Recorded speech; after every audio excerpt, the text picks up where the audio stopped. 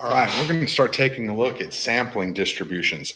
This is like the basic foundation for the rest of the for the rest of the chapters, for the rest of the year. The concepts that we're going to look at here in chapter 7 is going to be the foundation for what it is that we're doing. We're going to be looking at sampling distributions. What the heck is a sampling distribution? Well, what values does X take and how often does it take those values? We're going to be trying to answer questions. If How rare is what we found? We're going to go out and sample, gather data. And if we find something that is very rare, we're going to say, you know what? I don't believe your claim. For example, this is a very simplistic idea, but if I claim that I can do 100 push-ups straight without stopping, well, let's gather some data.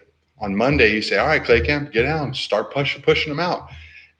I start doing my push-ups and I get through 13 push-ups and then, I drop to the floor and I'm done. You're going to say, well, you claim that your mean number of push-ups is 100, but when I sampled you, you only did 13. Therefore, I don't really believe what you're saying.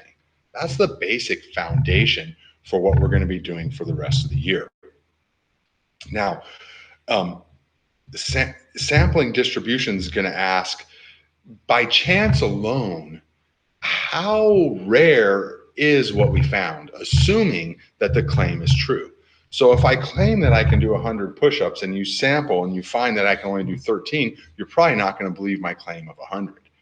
Well, we know that there's going to be variability in samples. That one day I might be able to do 13, the next day I might be able to do 30, the next day I might only be able to do 5. That would be the idea of sampling variability. Sampling distribution would be all the possible different values that could happen. And how often would those values happen if we repeated the process many, many, many times? Okay, so let's get into sampling distribution. Let's take a look at this.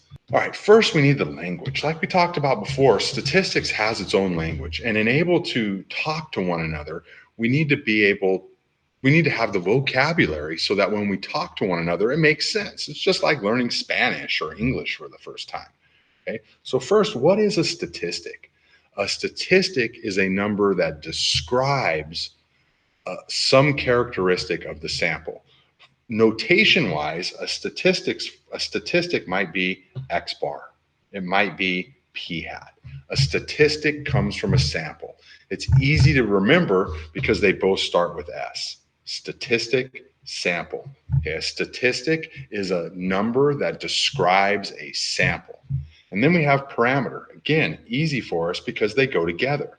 Parameter is a number that describes an entire population. Okay. The mean height of all women in the United States is 64 inches. That would be a parameter because that number describes the entire population, everybody in every female in the United States.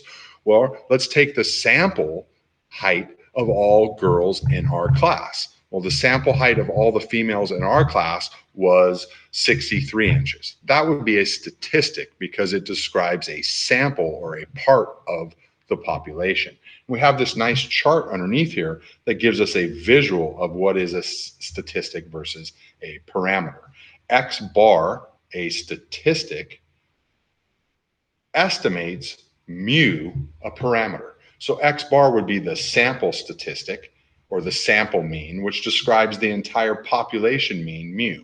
P hat is a statistic, which is a sample proportion, which would describe the entire population proportion, P. Remember, we use X bar and mu for quantitative data, values that take, or variables that take on a numerical value.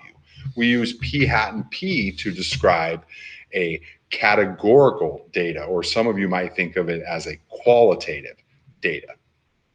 And then S of X is the sample standard deviation, where sigma or sigma X is the population standard deviation. So we need the terminology. We need to know that a statistic describes a sample, a parameter describes a population. Okay. Now, we talked a little bit about sampling variability and sampling distribution at the beginning of this chapter. Okay, sampling variability refers to the fact that if I take different samples from a population, I'm certainly going to get different statistics. For example, if we randomly selected 10 students in this class and found their mean score on the last test. Well, if it's a random sample, if I took another random sample of 10 students, I would certainly get a different statistic or a different value of my sample. So sampling variability is saying that from one sample to the next, we're certainly going to get different values. We're going to have variability amongst the samples. And if you stop to think about it, it makes sense. If I ask what proportion of the students have their driver's license, if I randomly selected 20 students on campus, I might find that 10% of them have a driver's license. And if I randomly selected a different 20 students on this campus, probably wouldn't be exactly 10%. And I could take many, many samples and get many, many different statistics. And that's what sampling variability is talking about. If we sampled over and over and over again, we're certainly going to get different X bars or P hats or S of X's. Okay. What is a sampling distribution? The sampling distribution is of a statistic is all possible samples that we could get of size n from that same population. We could get the 10 lowest, the 10 highest, the 10 in the middle, any combination of those samples that could happen is what is the sampling distribution. So sampling variability again says samples will be different. Yeah, if I randomly select different individuals, I'm going to get different samples. Sampling distribution is all possible samples that I could find. Okay. So the sampling distribution is going to show everything that's humanly possible within this population. And sampling variability is just saying that those samples are going to be different from one to the next. So if we take a look at figure 7.2 here, the idea of sampling distribution is to take many samples from the same population, collect the value of all the different statistics that we take, and display the distribution of that statistic. Okay? This dot plot on the right shows the approximate sampling distribution of p hat. So what we looked at here was we had a bag. 50% of the chips in the bag were red and 50% were blue. So we have a bag full of red chips and blue chips. Half of them are red and half of them are blue. Let's say we have 1,000 chips in this bag. If we were to sample or randomly select 20 chips out of the bag, we shake the bag up, we close our eyes, we put our hand in, and we scoop out 20 chips. Well, what could happen? Well, I could get 20 reds. I could get 20 blues, or I could get any combination in between there. So the sampling variability, who knows what I'm going to get out of that sample? But I know in the bag that 50% of them are red and 50% of them are blue. So this first bar graph, let's go back to the dot plot. This dot plot over here shows all the possible combinations. If half of them are red and half of them are blue, then the majority of the samples I take would be half and half. But it's possible that I could take a sample where I got 0% or a proportion of 0.00.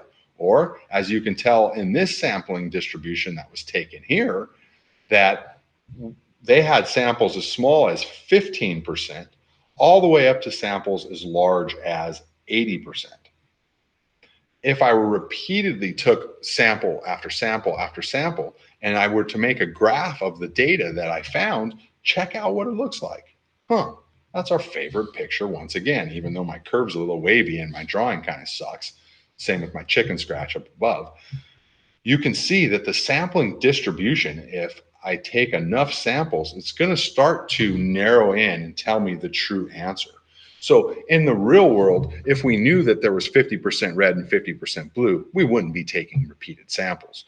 But what we're going to be trying to do is we don't know the answer of the population. We don't know what the parameter is. So therefore, we're going to take samples. And as you can see, if we take enough samples, we're going to start to be able to get an idea of what the true answer is. That's our goal here. Is we're going to try to use inference, try to take small samples and answer the question about the large population. That's the lens you need to be looking through or thinking about as we work through chapter 7 and sampling distribution. Okay, so the bar graph here on the left shows us the population distribution. We know that in this bag, there are 200 chips. I said 1,000 earlier, but this example is using 200. If there's 200 chips in the bag, we know the population has exactly 100 blue and 100 red. Okay, we know that because we put the chips in the bag. Okay. Well, what if we took distributions or sampling distribution? That's not a good way to say it. What if we took samples of the population? The sampling distribution would be all possible combinations. We're looking at SRS of size n equals 20. So we're randomly selecting 20 chips and recording what proportion of them were red and what proportion of them were blue. Okay. So this bar graph up at the top up here randomly selected 20 chips out of the bag. 12 of them were blue and 8 of them were red. So we had a sample proportion of blue, which was equal to 0.6, and a sample proportion of red, which was equal to 0.4. Okay. The dot plot on the right is showing the proportion of red chips. Now, we already know the answer, so this is kind of fake looking at this in this way, because if we knew the population proportion, we wouldn't be sampling to try to find out what is the population proportion. So again, P stands for the proportion of the entire population, where P hat is the sample proportion that we have chosen. Okay. In sampling variability, you can see between these two bar graphs. Well, the first time we got 40% red. The next time we got 55% red. And all of these in the dot plot are showing all the different possible samples that we could get, which is all of them together is showing the sampling variability of this population. And as we choose more and more samples, the mean of all the samples will start to get closer and closer to the true mean of the population, or the sample mean of P hat will start to approach the population's mean P, or the sample mean X bar over and over again will start to approach the population mean mu.